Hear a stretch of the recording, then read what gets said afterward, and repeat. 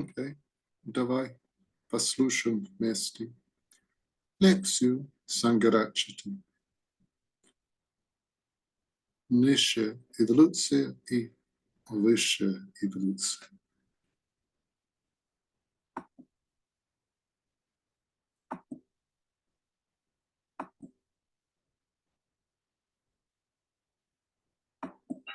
And friends, in the course of these next 8 weeks, we shall be concerned every Friday evening with what is possibly the most important subject that we could, in fact, ever concern ourselves with. And not only shall we be concerned with this most important of all subjects, but we shall be concerned with it under what is its practically most important and most significant aspect. The subject with which we shall be concerned is the subject of man.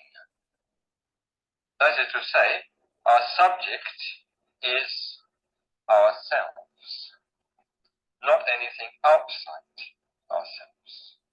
Our subject is man. But we shall not be concerned simply with any merely general, any merely abstract idea of man. We shall be concerned very much with man in the concrete. Man as he actually exists. Man as he actually and also potentially lives and evolves and aspires. We shall not, in other words, be concerned with man as something static or something fixed or final or finished once and for all. We shall be concerned in the course of the coming weeks with man as developing, that is to say, as progressing from lower to higher and ever higher levels, degrees, grades of being and of consciousness. In other words, in the course of these lectures, we shall be concerned with the subject, that vitally important, that fundamental subject of human evolution. And especially shall we be concerned with what stands at the head of this whole course of lectures as their title, with the higher evolution of man. Now, most of the time we know we are occupied, very much occupied, only too much occupied, with external things. I'm quite sure that most of you, for most of this day, have been very much concerned with external things. Concerned perhaps with household chores, concerned perhaps with other people, concerned perhaps with your jobs, concerned with all sorts of everyday material things, concerned perhaps to manipulate them, to use them, to utilize them. And I know that in some cases it has been not at all easy for you to get here. In fact, this evening, one gentleman I know almost staggered up the stairs and collapsed on the top landing, having had so much difficulty with the traffic. So we are very much occupied most of the time with external things, and we can't avoid this. It seems that this is an unavoidable part of modern living, at least in a place, in a city like London. So that we don't very often get time just to stop and to consider ourselves. We don't very often get the opportunity to just sit down, as it were, just be still, as it were, and take a look at ourselves, even to really feel our own existence. I wonder, for instance, how long it is since you had the opportunity, say, of sitting down in a room all by yourselves without anything in particular to do, no job, no duty, nothing to rush out after, and just be still there for as long as you want it to be still, and just think, and just be yourself. Someone once defined religion as what we do with our solitude. But nowadays, unfortunately, only too often, we don't have any solitude. And therefore also perhaps we don't have any religion. But in the course of these coming weeks, we shall be trying to do just this, just stopping, as it were, and considering ourselves. Just stopping and studying ourselves. We shall be trying to see how far man has come in the evolutionary process, and how far we have yet to go. And in the course of these talks, while considering this subject of man, we should be very careful not to think of man as something distinct from ourselves. It seems as though quite a lot of the people who go along to lectures have a sort of gift, if not a positive genius, from, as it were, isolating themselves, not to say insulating themselves, from the subject matter of the lecture. In other words, they remain merely audience. If you talk about negative emotions, for instance, they will just think, well, lots of people have negative emotions, people up there. But they'll never think that I have negative emotions. They'll never say, well, the lecturer is talking about me, surely. No, they, as it were, isolate themselves, they insulate themselves from what is being said. It's purely objective. In a sense, it doesn't concern them. So even with regard to a subject like this, the subject of man, it's only too easy to sit back and hear a lecture about man, as though it was a lecture about a being living on some other planet or some other star in some other galactic system, billions upon billions of miles away, and never think that this is concerning me, that this is about me, that this is in fact me. We managed to put up such an effective screen between ourselves and what is being said, what we are hearing. We just look at it as it were drifting by, or flowing or floating by out there, but we never make the application, the personal application, to ourselves. So in the course of this series of talks, we must avoid at all costs doing this. We shall be talking about man. We shall be thinking about man. We shall be reflecting about man. But never must we think that we are reflecting, that we are thinking about some being external to ourselves. Our study is self-study. We're thinking, we're talking about ourselves all the time in the course of these talks. We should also be very careful not to divide ourselves, all of us here present this evening and other evenings, into speaker on the one hand and audience on the other, as though these are quite different. Some meetings you go to, you'll find that the speaker is up on a platform. This is the way lecture halls are designed. It's a practical thing so that everybody can see it. But the effect is to create a feeling of separation. Well, there is the lecturer up there, and there is the audience down there, and the lecture supposedly creates some sort of bridge. But often it isn't a very effective sort of bridge. It's more something, we may say, that emphasizes even the separateness, the distinctiveness of the speaker and of the audience. So we mustn't think that these two, speaker and audience, are really two different things, two different entities, two different sets of people. There is a distinction, obviously, of course, but at the same time, the two are inseparable. Sometimes I like to say that the relationship between the speaker and the audience is much more like that between the conductor and the orchestra.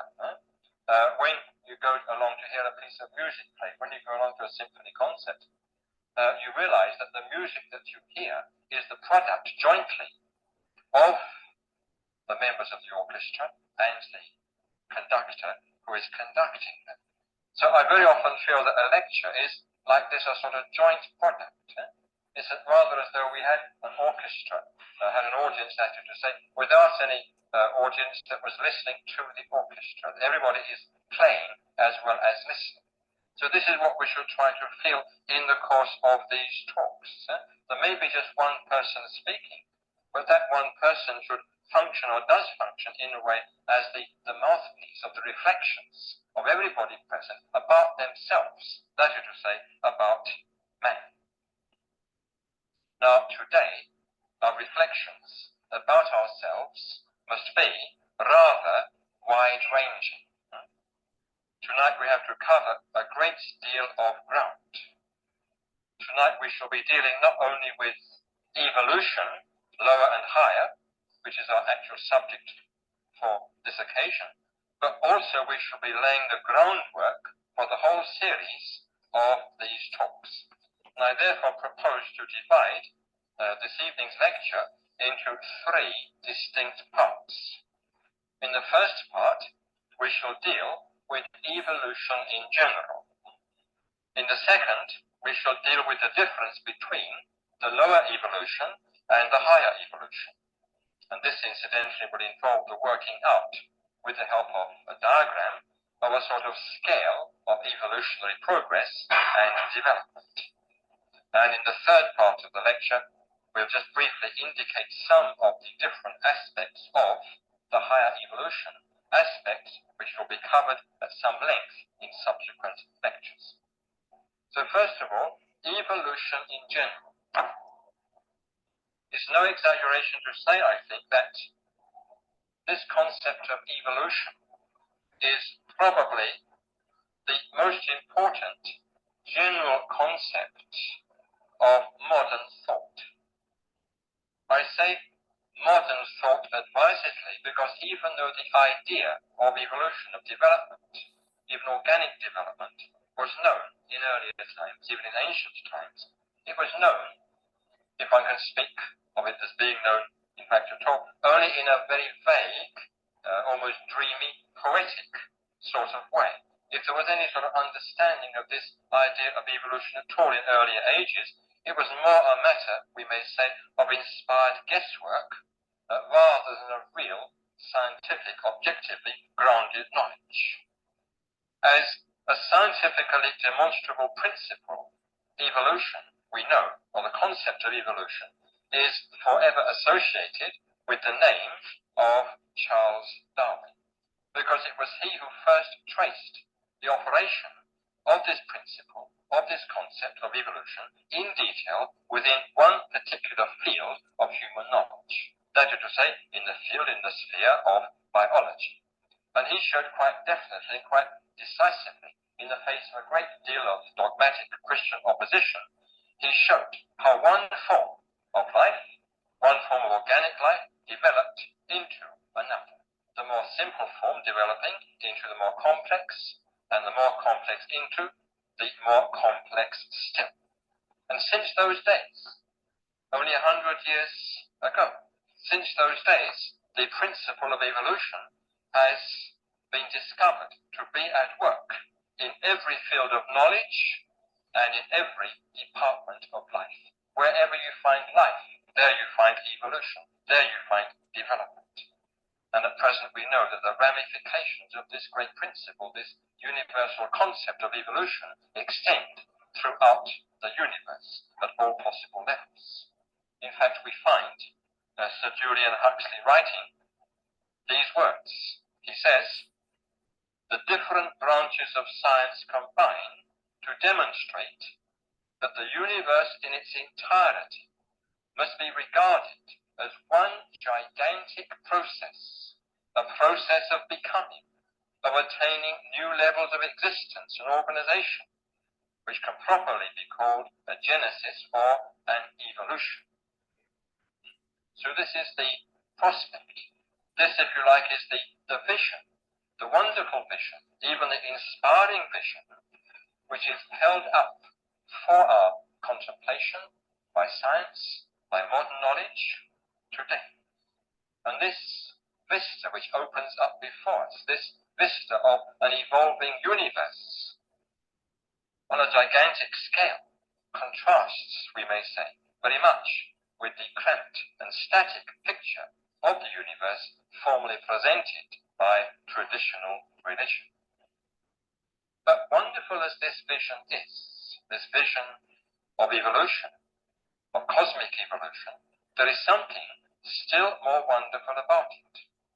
And that is the fact that we ourselves are included in this process. Man himself is part of the universe. Man himself is part of nature. Only too often we forget that. We tend to think of ourselves, we tend to feel ourselves as something separate from nature, distinct from nature, just looking at nature. Nature existing out there or over there, and we ourselves here. But we must never forget this, that we ourselves are part of the universe, part of nature, most intimately connected with it, not separate from it, not apart from it. We may look at nature, we may look out at nature, but our looking at nature, we may say, is also nature looking at herself, contemplating herself through our eyes. Shakespeare, for instance, says, you may remember, that there is an art which does mend nature, make it rather, but that art itself is nature. So man also, we find, being a part of nature, being a part of this evolving universe, is also in a process of becoming. Man too is all the time attaining new levels of existence, new levels of organization. And with this realization that man is a part of nature, that man also develops, man also evolves, with this realization we come, we may say, to the threshold of the second part of our lecture. Come that to say, to the difference, or at least the distinction between the lower evolution and the higher evolution. But before crossing that threshold, I want to go just a little more deeply into the question of the nature of evolution in a more fundamental sort of way. We talk about evolution. It's a word that we know very well. There are lots of words that we know very well, but only too often we use them glibly. We pronounce them glibly. We don't really stop to think what is meant by this word. So what do we mean by evolution? What is evolution? Or, to put it rather differently, when a lower develops into a higher organism, what happens? You've got your lower evolution, a lower organism. A certain time passes, you find it develops into something higher. It seems quite simple. It seems quite straightforward. But what in fact has happened? Now, principally, there are two answers to this question. What happens when something evolves?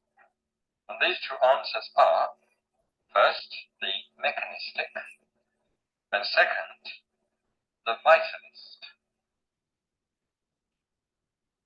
The mechanist account of evolution would say that all that has happened when a simpler evolves into a more complex organism, all that has happened is that previously existing elements have simply arranged themselves into a more complex or into a more complicated pattern. But it would say, or it would maintain, that nothing really new has come into existence. It's the same old elements rearranged, but in a more complex, a more complicated, a more elaborate manner. And this explanation, or this answer to the question of what happens when things evolve, would also add that elements arrange themselves in patterns, more and more complicated patterns, as it were, quite fortuitously, just by chance, just by accident. So we find that this particular explanation of evolution is sometimes called, in derision by its opponents, the monkey and typewriter theory of evolution. They say that, or it is said that, if you set a monkey, a chimpanzee preferably, banging away at a typewriter, and if you give him enough time, say a few million years or a few 100 million years, he will eventually produce quite by accident the collected works of Shakespeare. This is statistically possible, they say. But in the same way, they say, that if you have enough atoms, if you have enough electrons and neutrons and protons banging around in infinite space and infinite time, they will eventually produce, entirely by chance, entirely by accident, the whole phenomena of existence as at present we know it. So this is the mechanist theory, the mechanist explanation or interpretation of the evolutionary process. Now the second answer, that of the vitalist, speaks in terms of the life force. The vitalist explanation would say that the evolutionary process is not the product of chance, not the product of accident. It would say that it's guided and directed by an immanent principle, a life principle, or if you like, a life force. And according to vitalism, this force is trying to attain all the time, through the evolutionary process, a definite goal. So this is the vitalist interpretation or explanation of evolution. Now, neither of these two answers to the question, what is evolution, or what happens when things evolve or develop, is in fact very satisfactory. The first explanation, we may say, the mechanist one, is quite unsatisfactory because it entirely overlooks the fact that, at least on the human level, qualities do come into existence which the universe did not contain before. With the higher life of man, the higher cultural and spiritual life of man, something new comes into existence, something which cannot possibly be explained in terms of any rearrangement, however complicated, of previously existing elements. Vitalism also is not entirely satisfactory as an explanation of evolution. In fact, we may say that the life force is a description of what happens rather than an explanation of how it happens. And also we may say that if one accepts the vitalist view, the nature of the goal of the evolutionary process is not very clear. But nevertheless, despite its very definite drawbacks, vitalism as an explanation of the evolutionary process is capable of some enlargement.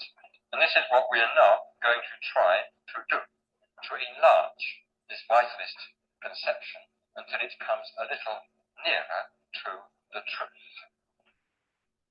Now we have to begin to do this rather radically, not to say dramatically. We have to begin by taking, as it were, a great leap. It's what the Shin Buddhists sometimes call the great sideways leap. We have to begin by postulating an absolute reality above and beyond the evolutionary process. An absolute reality which is not matter, of course, which is not mind as we usually think of mind.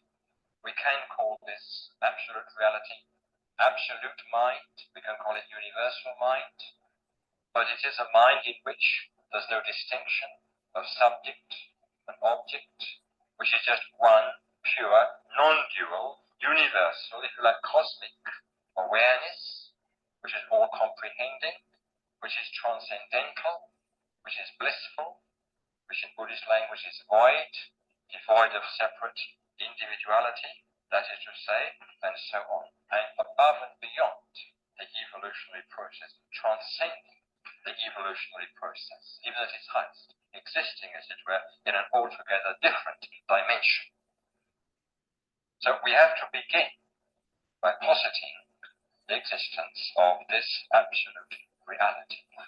And I say by positing, not proving, because here no proof is possible. One can't prove the existence of the absolute. You can't prove the existence of universal mind. What one has to go on, and this is very important, what one has to go on is the unanimous, and one might even the unassailable testimony of the mystics, the inspired seers, the visionaries of all ages, all sects, one may say, even the existence, above and beyond the senses, above and beyond the ordinary mind, of this absolute reality, this universal mind, which transcends and also transfigures all that we ordinarily know. And this absolute mind, this absolute reality, this universal mind, it is, we may say, which manifests through the whole evolutionary process. It cannot manifest all at once. If it manifested all at once, it wouldn't be a manifestation. It would be absolute reality itself. So manifestation, by very definition, manifestation of absolute reality is partial manifestation. Absolute reality manifests through the evolutionary process by degrees. The greater the complexity of the organism through which reality manifests, the more reality is able to manifest through it. At the same time, we may say it is the presence of this absolute reality behind the evolutionary process which makes it possible for the organism to attain ever higher and higher levels of complexity. Looking at it more broadly, we may say that life, in process of evolution, is able to manifest new qualities, qualities which were not there before, which were unprecedented, because all the time life is able to draw on the inexhaustible reservoir of absolute reality. Life, or evolution, is therefore essentially a self-transcending process. What was not there before comes into existence. When circumstances are favorable, the succeeding stage of development is able to transcend the preceding one. And this is possible. This perpetual self-transcendence is possible because the evolutionary process is itself eternally transcended by the absolute reality upon which it perpetually and everlastingly draws. And if one is asked what is the goal of the evolutionary process, then one can say that the goal of the evolutionary process is to manifest this reality, this absolute reality, this universal mind, more and more fully. Whether a complete manifestation is possible at all in time is a question into which we cannot enter now. Indeed, it is time that we crossed the threshold, as it were, at last, and came onto the second part of this evening's lecture. Came on, that is to say, to the topic of evolution lower and higher. Now, as you already know, we're concerned in this series of lectures with the higher evolution of man. And higher, of course, suggests, indeed presupposes, lower. If there's a higher evolution, there must, of course, be or have been a lower evolution. So the question arises, how are we to distinguish between the two? What is the difference between lower evolution and higher evolution? How are we to know this? Now, we may say that any evolving phenomenon whatsoever, whether it's an egg or whether it's an empire, can be studied in two ways. It can be studied in terms of its past. And it can also be studied in terms of its future. It can be studied in terms of its origins, what it's grown out of. It can be studied in terms of its destination, its goal, what it is heading for. In other words, in more technical philosophical language, it can be studied either genetically or teleologically. Now, suppose we take this phenomenon of man. Suppose we take, that is to say, ourselves. Man, as we've already seen, is part and parcel of the evolutionary process. Man is developing. Now, suppose we take man. So as we take ourselves at the best that we generally know him. Sometimes we know man, unfortunately, whether in ourselves or other people, not at all at his best, very far from his best. But this evening, let's let him off, as it were, rather lightly and take him at the best that we normally know him. Take, let us say, man as a self-conscious, that is to say, a self-conscious, an aware human being, intelligent, but sensitive, balanced, harmoniously developed, responsible, and so on. Let us take man in this sense, or a man, if you like, of this kind. Man at the best that we normally or usually know him. Now, if we take man in this way, if we take the phenomenon man in this way, at the best that we know him, then we find that we can look at him in two ways. We find we can try to understand him in two ways.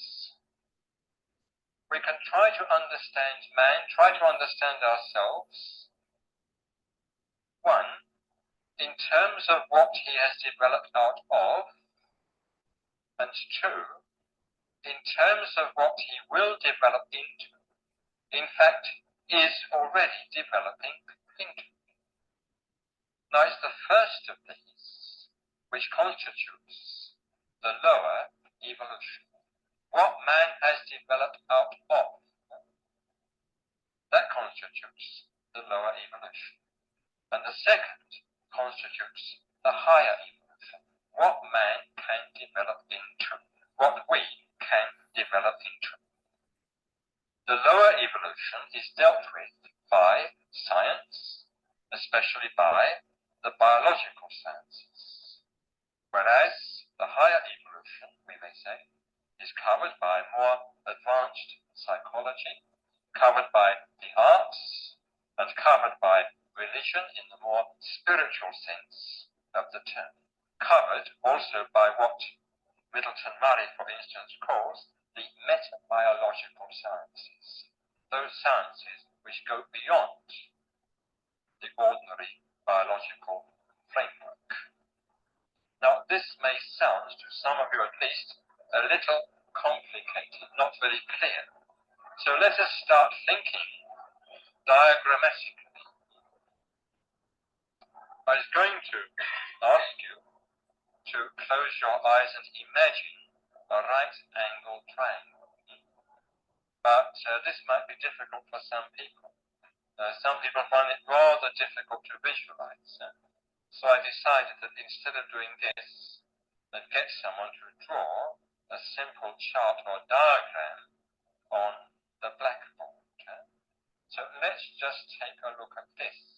And this, I hope, will make clear to some extent at least the nature of the difference between the lower evolution on the one hand and the higher evolution on the other. Now if we look at this triangle, we shall see that along the hypotenuse of the triangle there are various numbers and figures. First of all, there's point 2, right in the middle. Now, point 2 represents our aware human being. That is to say, man at the best that we know. He stands here.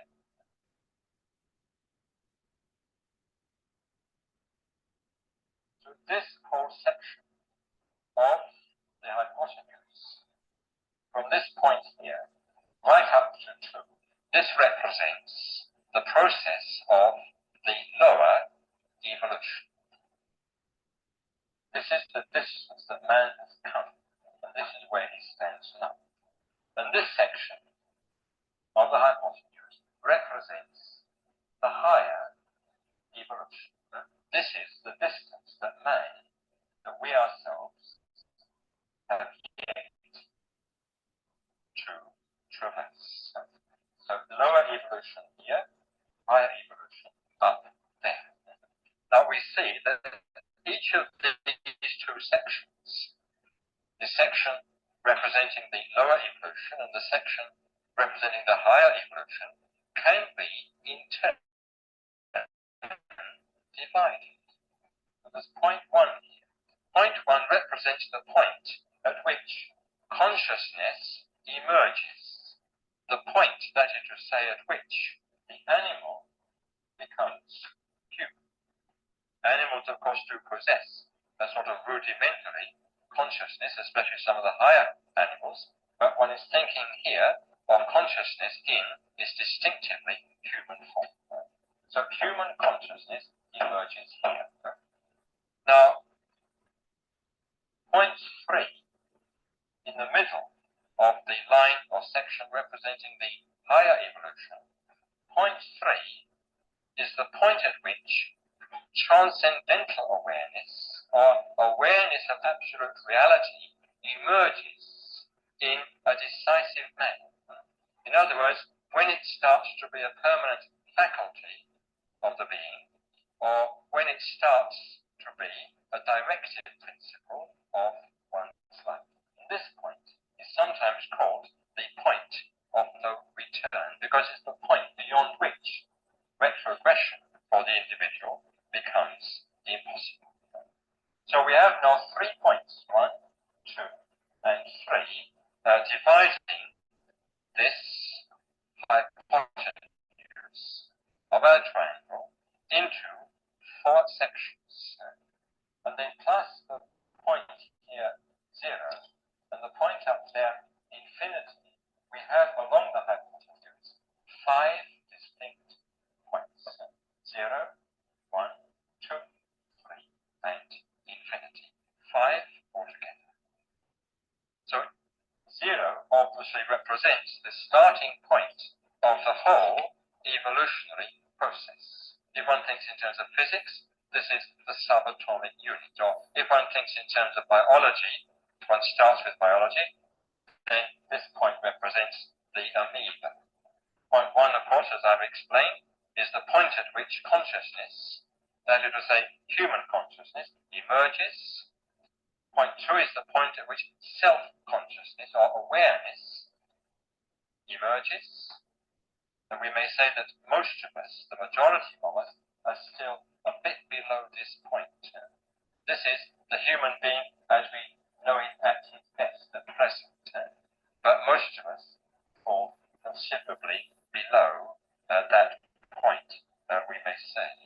In fact, in the case of some people, one might even say they're not really very much above this. In fact, sometimes you feel they're hardly there at all.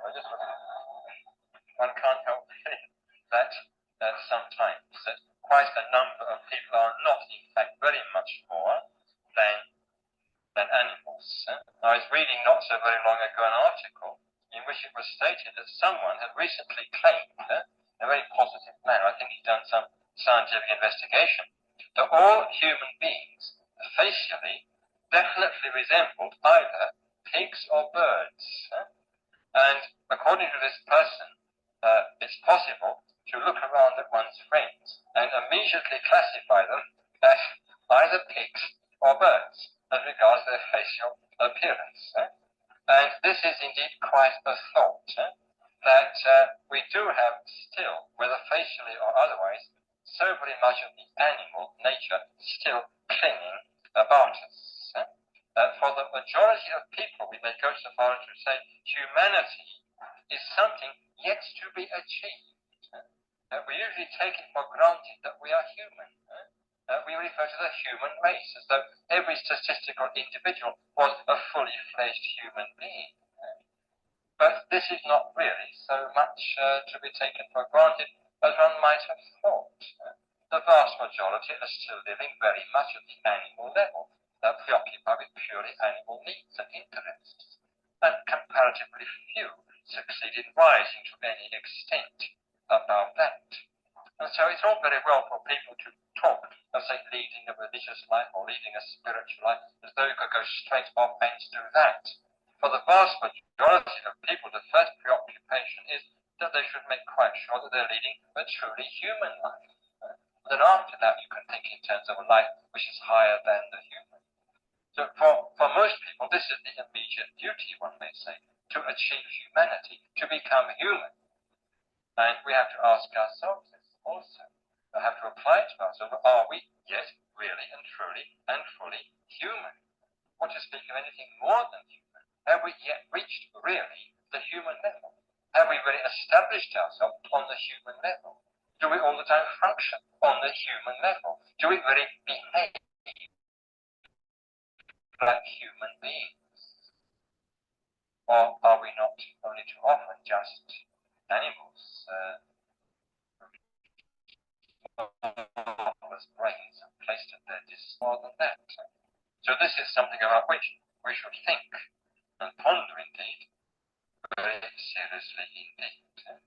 Because as I said, very few of us come up to here, most or many are down here, and some not much above here.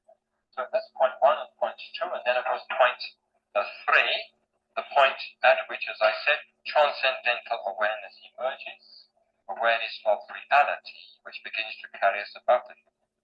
And this point, infinity, is of course the point of what in Buddhism we call nirvana, or full enlightenment, or Buddhahood, the state of a fully perfected and enlightened human being. Now, these 5 points divide the hypotenuse, representing the evolutionary process, into 4 distinct sections, or 4 distinct stages.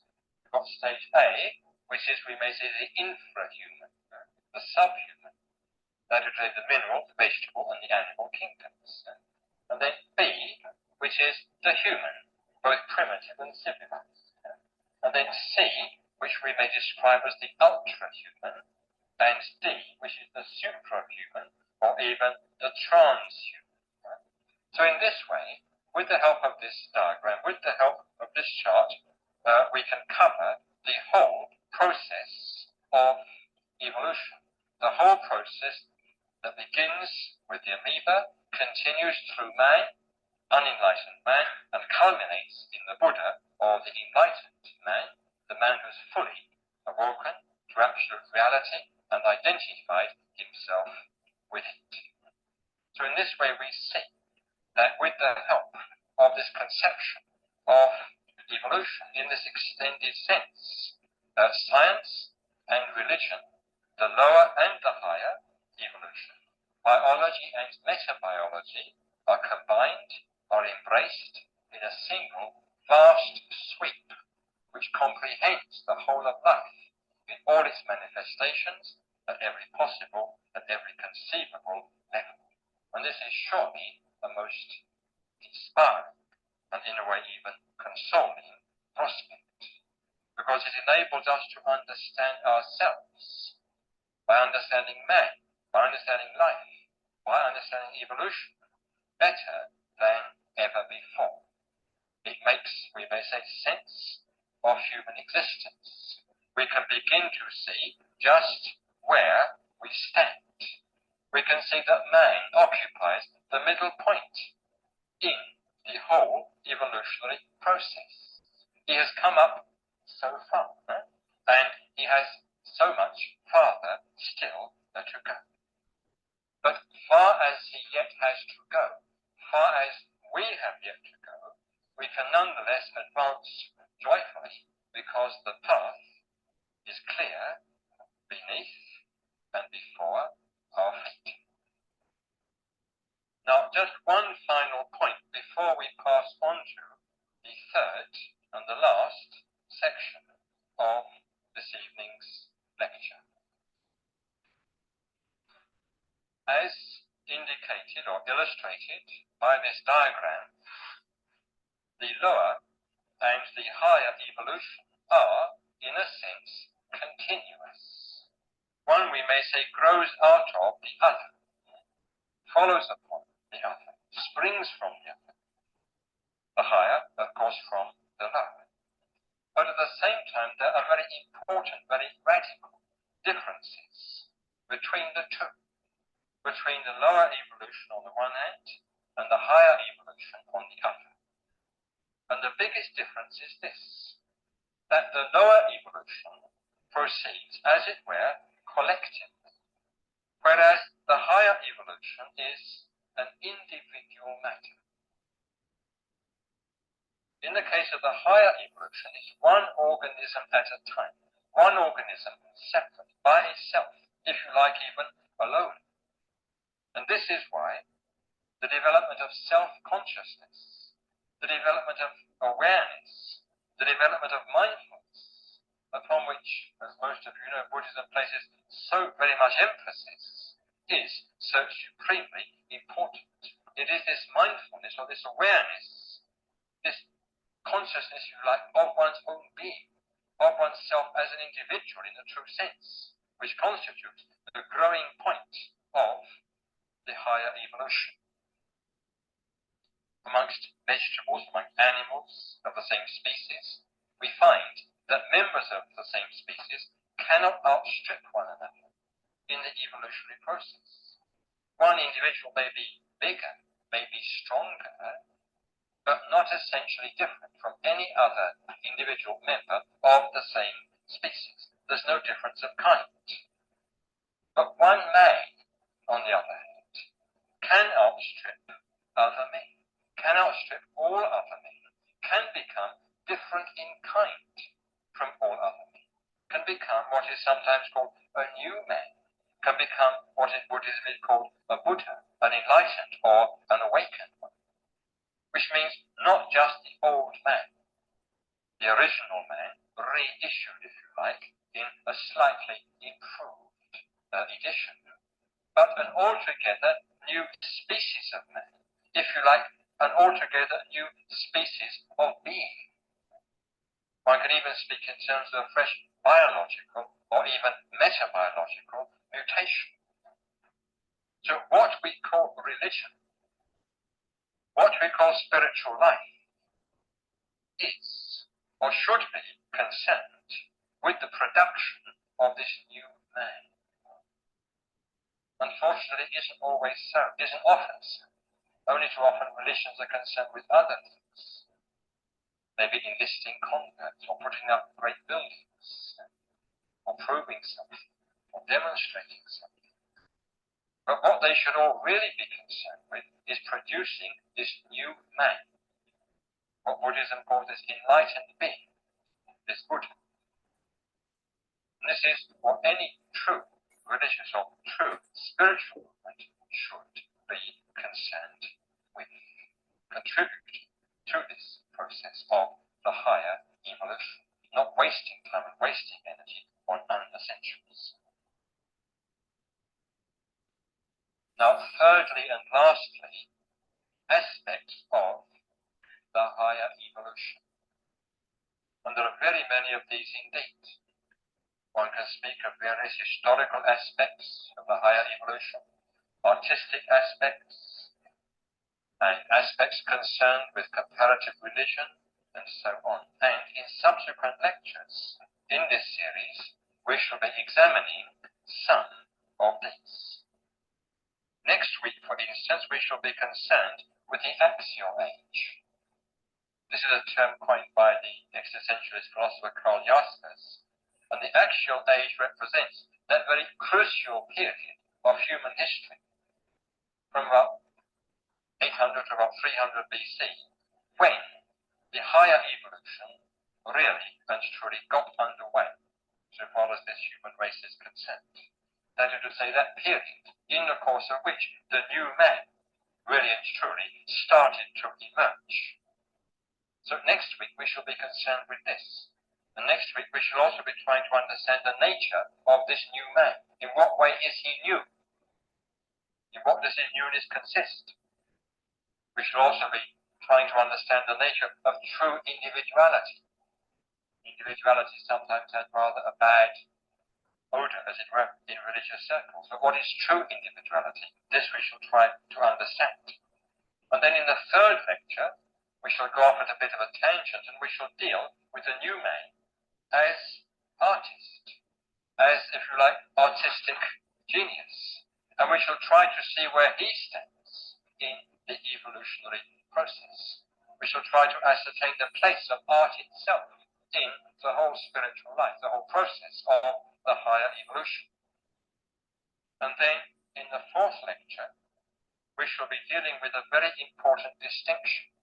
We shall be dealing with the distinction between what I've called ethnic religion and what I've called universal religion. That is to say, between group or tribal religion on the one hand and individual religion on the other. Individual religion, by the way, is universal religion. Universal religion is individual religion. We'll go into that paradox a little later on in that particular lecture. In other words, we shall be concerned with the distinction between religion as part of the lower evolution, and quite a great deal of religion or so-called religion does belong to the lower evolution, and religion as part of the higher evolution. And it's religion as part of the higher evolution, which is religion in the true sense of that much abused term. Then, from the fourth lecture onwards, we shall be dealing with more specifically Buddhist material, though still in, I hope, a completely non-technical manner. In the fourth lecture itself, we shall be concerned with Buddhism as the path of the higher evolution. And in the course of that particular talk, we shall be trying to explode the false idea that Buddhism, in the sense of the teaching of the Buddha, the life and practice of the Buddha, has anything to do with religion in the conventional sense of that term. Now, in the sixth lecture, we shall be dealing with the midmost point of the higher evolution, with, that is to say, this point in particular, the point of the emergence of transcendental consciousness or awareness of reality, the point of no return. In traditional Buddhist language, we shall be dealing with the subject of stream entry. Then in lecture 7, our whole context will suddenly broaden, become universal.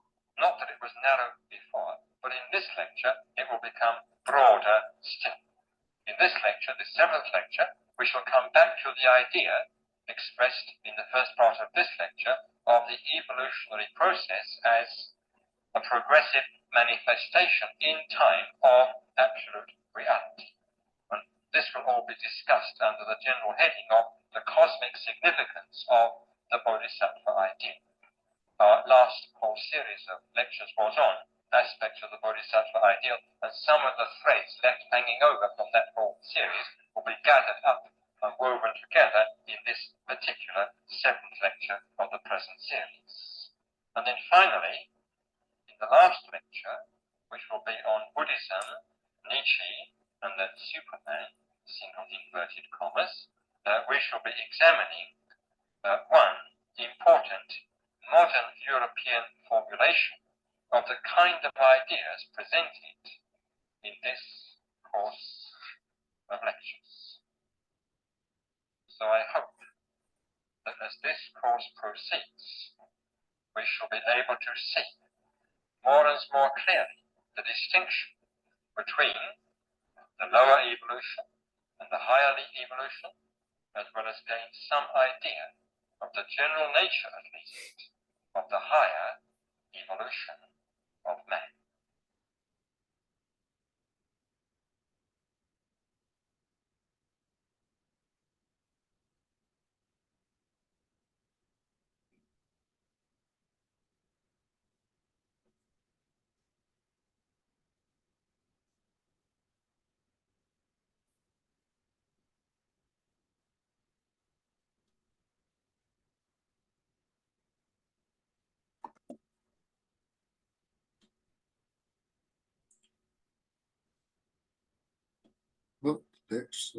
лекция закончилась. Закончилась. Надеюсь, что все было понятно и интересно.